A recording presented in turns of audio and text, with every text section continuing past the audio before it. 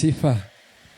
Asubuhi njema. Nashukuru Mungu kwa wema wake na fadhili zake, yeye ambaye amekuwa Mungu katika maisha yangu, amekuwa mlinzi wangu, amekuwa tegemeo langu na kimbilio langu. Hakika ninamtukuza kwa sababu ni kwa ajili yake, ni kwa ajili ya neema zake mimi kuwepo wakati huu. Nataka kukushukuru pia na wewe ambaye umefika licha ya hali ya weather sio kama kawaida, kunanyesha, lakini wewe ambaye umefika, na shukuru kufika kwako. Nataka tushukuru Mungu ili tuweze kuendelea na ibada yetu, ibada ya asubuhi.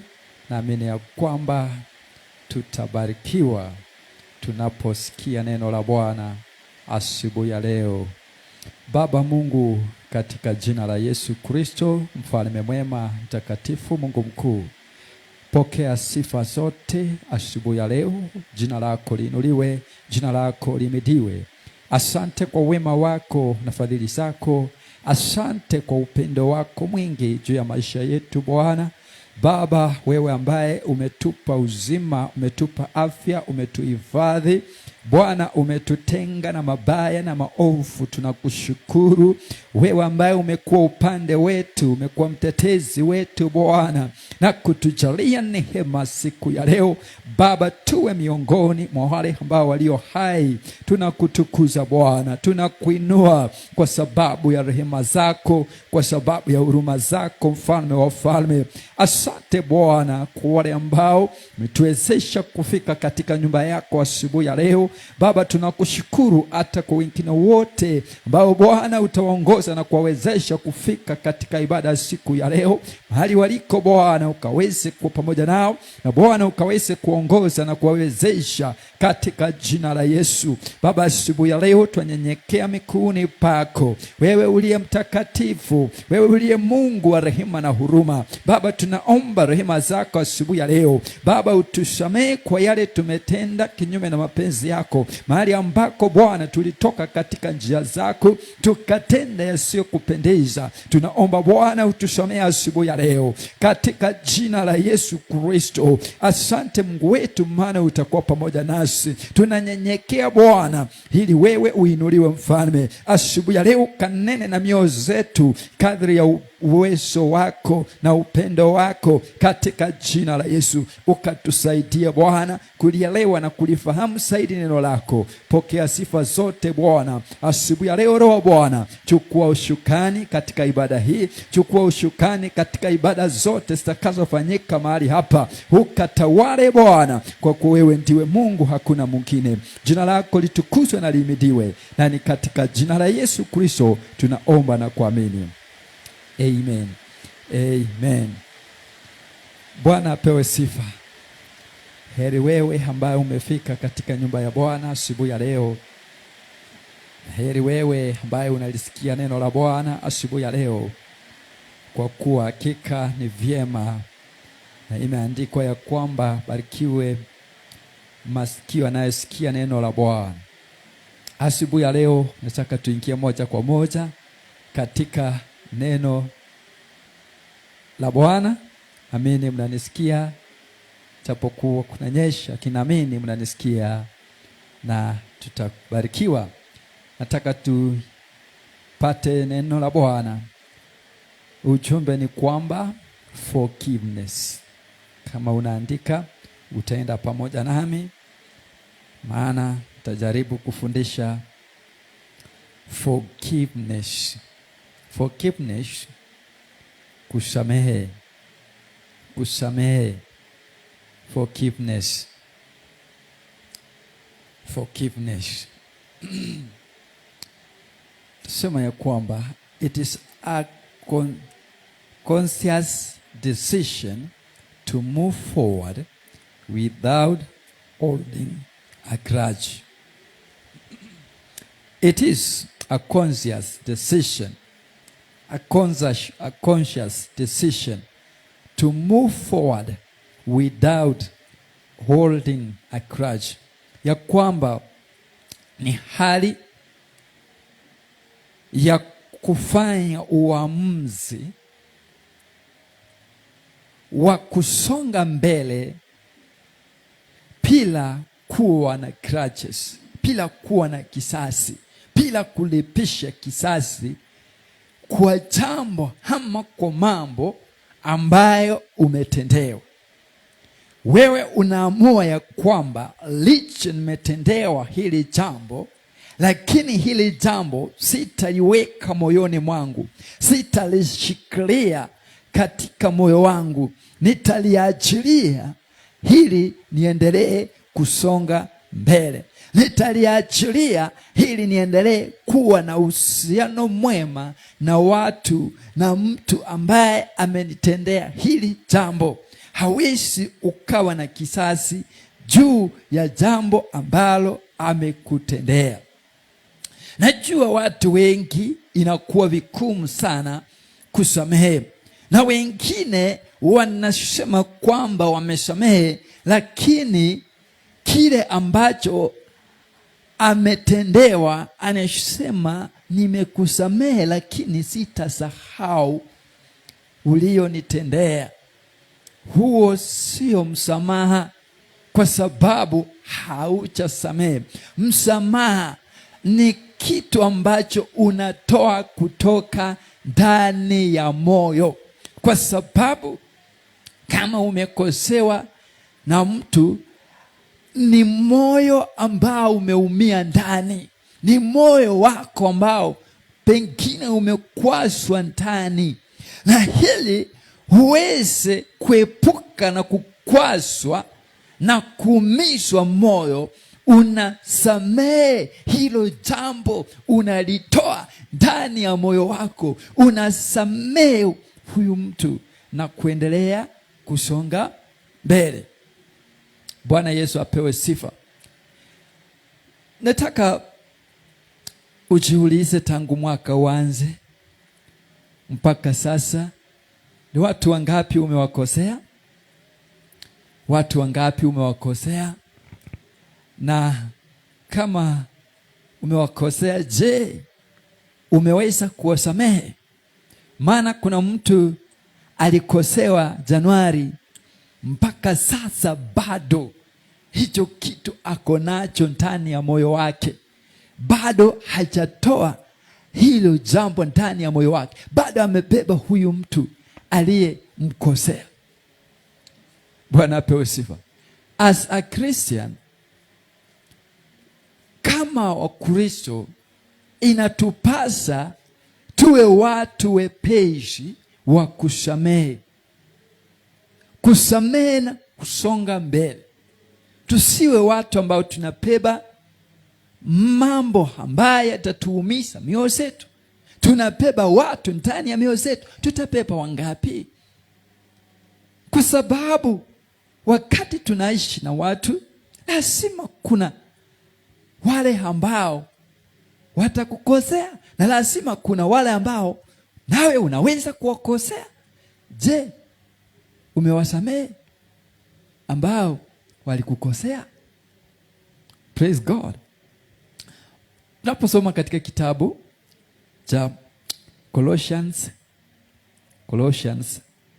chapter 3, Colossians chapter 3 verse 13 and 14. Wakolosaya sura ya 3 mstari wa 13 na mstari wa 14. Kitabu cha Wakolosaya sura ya 3 mstari wa 13 mpaka mstari wa 14. Tasoma katika lugha ya Kiingereza, na Biblia yangu ni version ya English Standard version ya Biblia ambayo ninasoma. Nasema, bearing with one another, and if one has a complaint against another, forgiving each other as the Lord has forgiven you, so you also must forgive.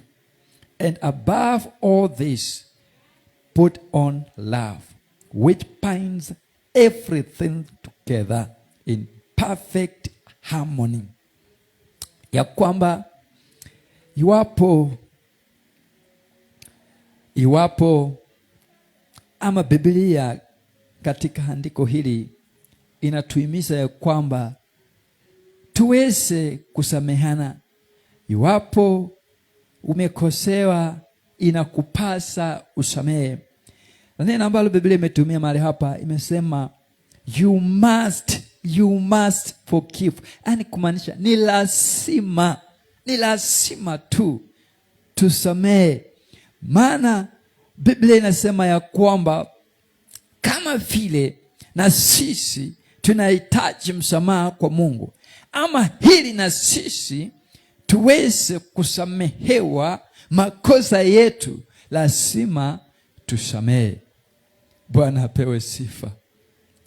Kama wewe hausamehi, do you expect forgiveness? Wewe ni mtu ambaye hausamehi. Je, unatarajiwa na wewe kusamehewa? Kama hausamehi, utasamehewa vipi? Na Biblia inatuhimiza ya kwamba katika haya yote inaongelea about love. And we can say that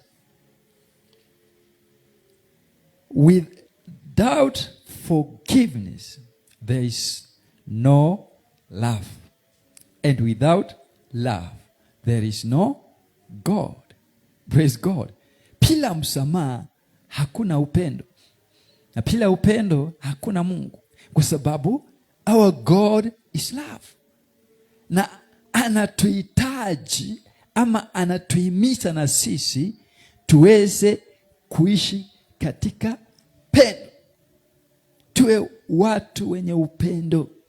So bila msamaha hakuna upendo, na bila upendo hakuna Mungu, kwa sababu ni kupitia upendo, kwa sababu ya upendo ndipo unasamehe huyu ambaye amekukosea. Ni kwa sababu ya upendo Mungu anatusamehe, alitusamehe na anatusamehe wakati tunakosa. Ni kwa sababu tu ya upendo.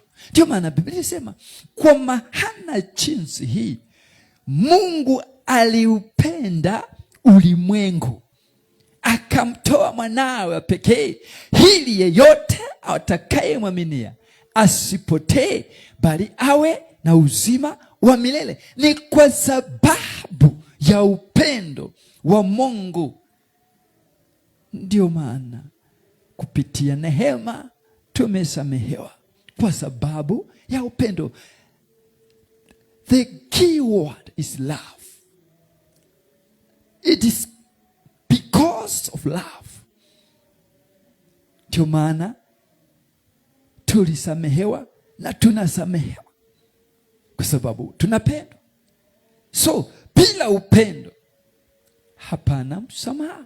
Mtu ambaye hana upendo ndani yake, huyo mtu ni mtu ambaye anabeba watu ndani ya mioyo. Ni mtu ambaye kila wakati anachipika kifua na kusema siwezi nikakusamehe kamwe, siwezi nikakusamehe, kwa sababu hana upendo ndani mwake.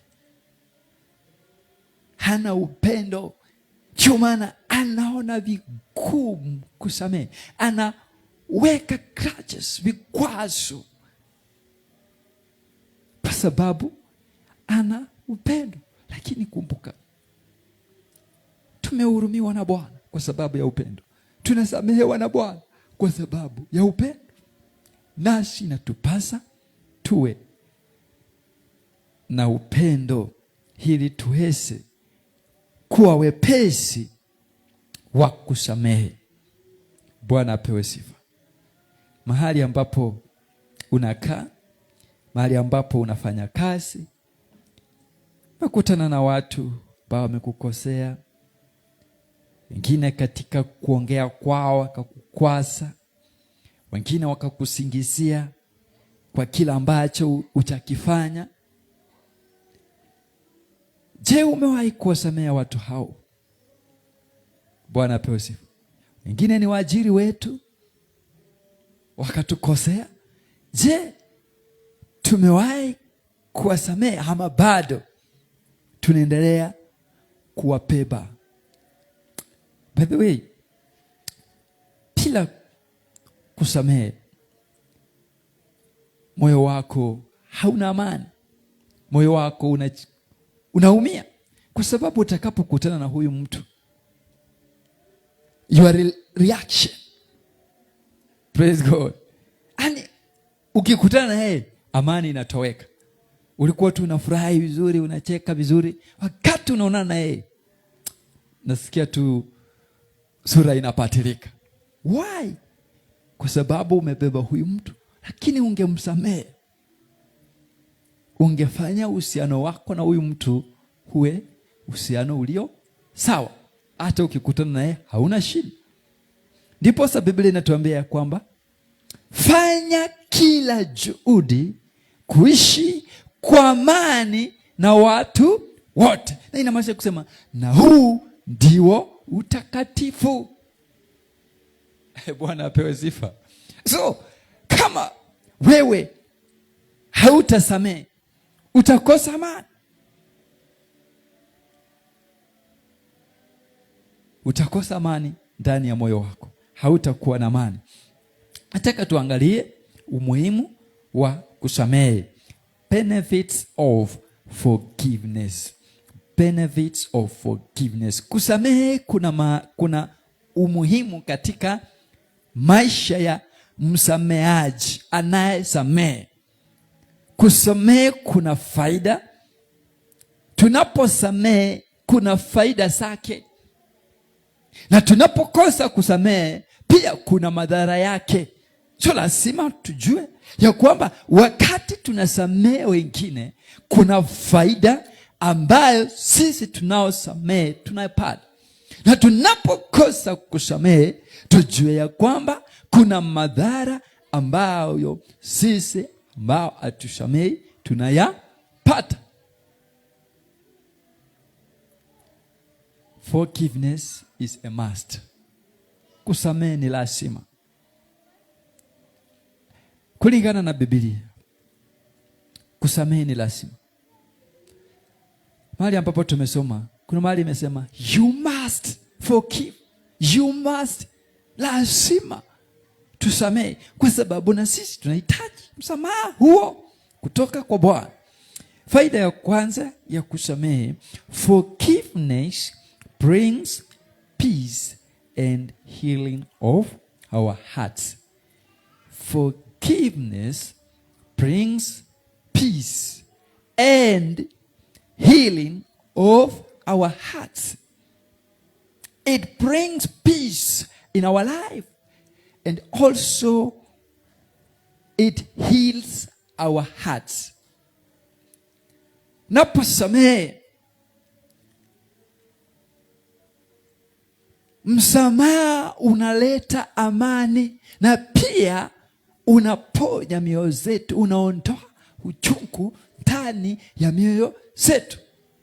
Healing of our hearts. Tunasema it releases one from the pattern of bitterness. Forgiveness brings peace and healing of our hearts, which we can say that it releases one from the pattern of bitterness. Inatuondolea uchungu wa moyo. Huo uchungu wa moyo unaondoka naposamehe kutoka ndani ya moyo. Huo uchungu unaondoka, na hivyo moyo wako unapata kuponywa. Hauna majeraha. Pengine umekwaswa na mtu, moyo wako umeumia, moyo wako unasikia uchungu. Pengine ulitendewa na mtu jambo linaumiza moyo wako. Wakati unasamehe, una release huo uchungu, unatoka na moyo wako unakuwa uko sawa na unapata amani. Bwana apewe sifa. Lakini usiposamehe, utaishi na huo uchungu, utaishi kuumia. Kinasema kuna mtu alikosewa miaka mingi iliyopita, lakini bado hajaweza kutoa msamaha. Bado yeye anasema mimi na fulani hatuongei, mimi na fulani hatuwezi tukakaa pamoja kwa sababu alinitendea hili.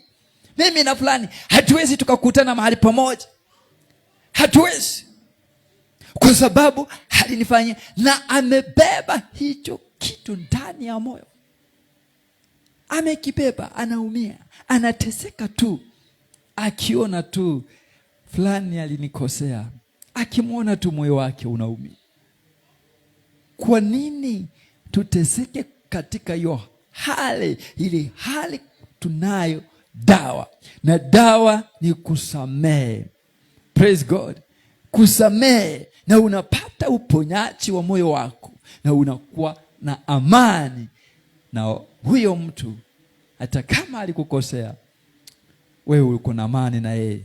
Mkikutana mtakaa pamoja, mtakula pamoja. Bwana pewe sifa. Na by the way, mimi huwa naomba Mungu anisaidie, hata kama kuna mtu amenikosea, hata kama atajiweka mbali na mimi huwa naumia ndani ya moyo wangu, mpaka nihakikishe uhusiano wangu na huyu mtu uko sawa. Huwa nahakikisha kuondoa hicho kikwazo ambacho kimetuweka, kwa sababu by the way, kuna mtu anaweza kukosea na yeye mwenyewe hata akaona tu akae mbali na kwa sababu alikukosea. Lakini mimi huwa kama mtu amenikosea,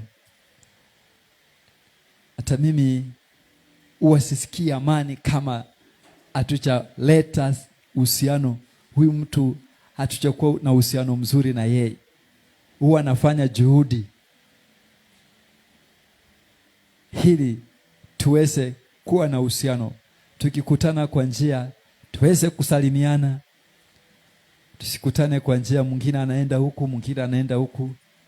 Hapana, lazima tuweze kufanya juhudi za kuwa na amani na watu wote. Because of time, tutasoma katika kitabu cha Proverbs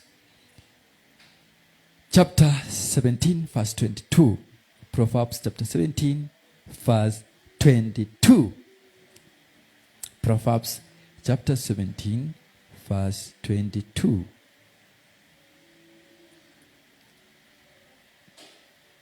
Number 2, umuhimu wa pili, tutasema forgiveness, it helps one to grow spiritual.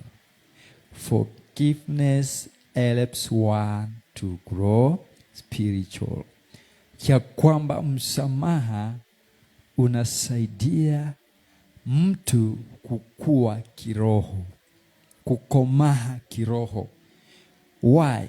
Because it leads to God's character. It leads you to God's character. It leads to God's character. Inatuelekeza katika tabia za Mungu, kuiga kutoka kwa Mungu, kuiga kutoka kwa Bwana wetu Yesu Kristo, yeye ambaye alisamehe wote waliomkosea na akasema, Baba wasamehe kwa kuwa hawajui wanalolitenda.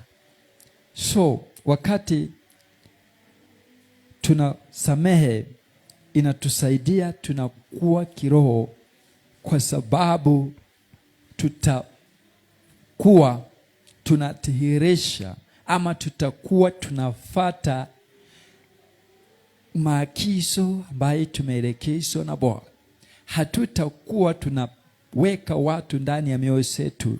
Hatutakuwa tunaweka vikwazo kwa watu.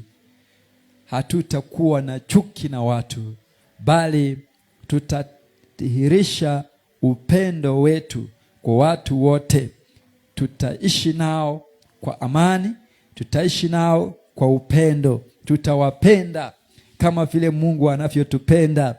Yeye anatupenda vile tulivyo, anatupenda. Nasi tukiwa watu wa kusamehe, itatusaidia tukue kiroho, maana tutaishi kwa kufuata maagizo ya Bwana, ama tutaishi kuhika Kristo ambaye yeye ndiye Bwana wetu, na tutaishi kwa amani na watu wote. Hatutakuwa na chuki na watu, hatutakuwa na vikwazo na watu, hatutakuwa watu wa kuweka mambo ambayo tumefanyiwa na watu. Tunasamehe na tunaendelea na safari ya wokovu. Forgiveness leads to God's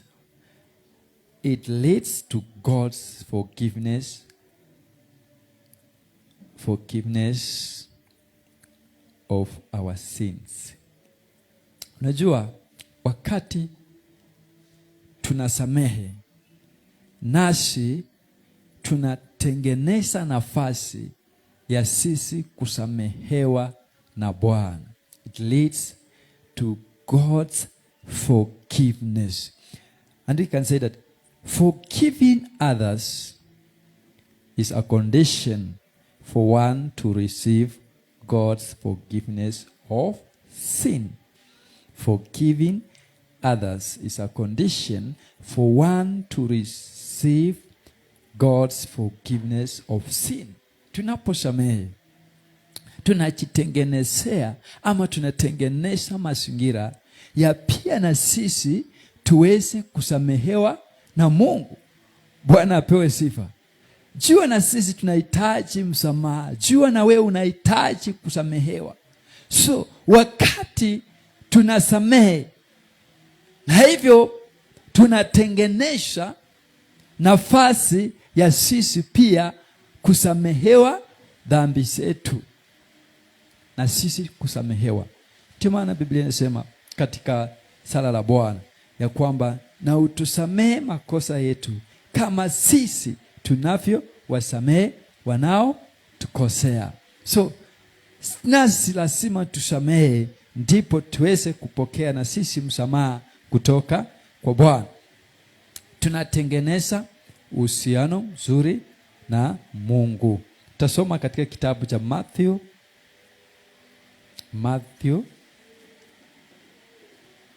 chapter 6 verse 14. Matthew chapter 6 verse 14.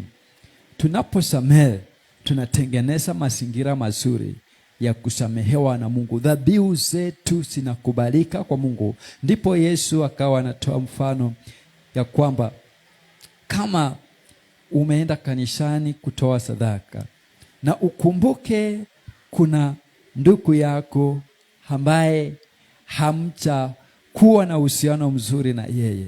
Yesu akasema, akawa anafundisha na kusema, ni vyema uache dhabihu hii,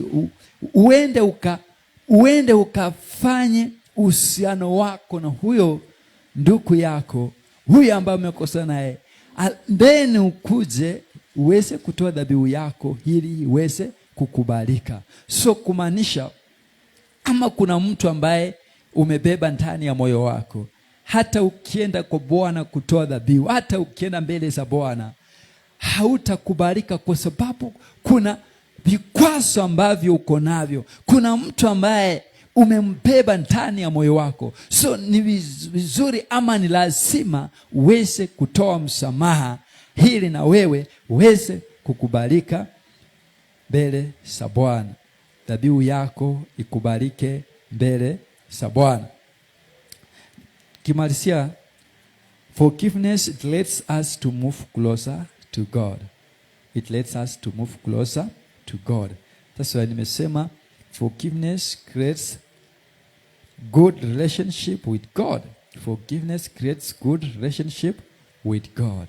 Uhusiano wetu na Mungu unakuwa uhusiano ulio sawa wakati tunasamehe, maana tunaenda mbele za Bwana tukiwa mioyo zetu siko huru, siko na amani, na hivyo tunakubalika, ama dhabihu zetu zinakubalika machoni pa Bwana. Tutasoma katika kitabu cha Mark chapter 11 verse 25. Mark chapter 11 verse 25. So, tuwe watu wa kusamehe, tusiwe watu wa kubeba vikwazo, kubeba wengine ndani ya mioyo yetu, kwa sababu mtu alikukosea, hauna amani na yeye, hausalamiani na yeye, hautaki kukutana na yeye. Hayo sio maisha ya Mkristo. Hayo sio maisha ambayo Mkristo inampasa haishi. Mkristo inafaa tuishi kwa amani na watu wote, na ili kuishi na amani na watu wote ni lazima tuwe tayari kuwasamehe wote wanaotukosea.